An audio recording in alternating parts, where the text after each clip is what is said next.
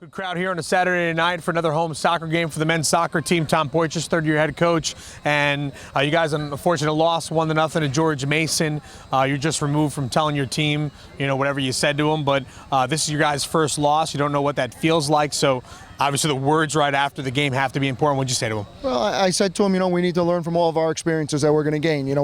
We knew the game was going to be difficult. We knew we probably weren't going to go through the whole season undefeated this year. So, it was bound to at some point that we were going to have a game that we got caught on. And tonight we got caught. At the end of the first half, we gave up a restart goal, which you never want to do, especially at that time in the game.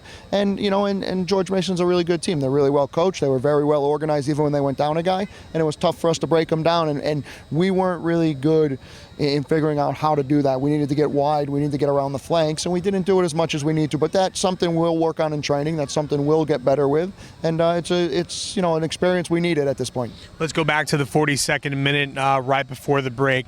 You guys have a toss in just to the right of your bench, comes off a header, and Jones blasts one from about 21 yards out. Looks like the net moved, and they celebrated as if it was a goal, but it was ruled a no goal. How do you, rebound from that when you think that you should be up 1-0? Well, that's something that we need to look at, because that might have been a factor in us not rebounding from it, and we concede the goal 2 minutes later, and we had a restart of our own. We had a chance for a corner kick. We were down in their end, and then we lose the ball. We have the ball midfield, we lose it, they come down, get a corner, and we don't finish out the half. That was the most frustrating part of the game from a standpoint of the details. But you know what, we now see that, we know that, and guys learn from it hopefully, and we got to come back on Wednesday night with a big game at Central Connecticut. But we knew this was a big test. George Mason's a good team. They came in after having lost a couple, so they needed to get a result for themselves, and they did a good job. I know it's a 1-0 loss, your guys' first loss of the season, but you didn't have the skills of Santaga or Roy.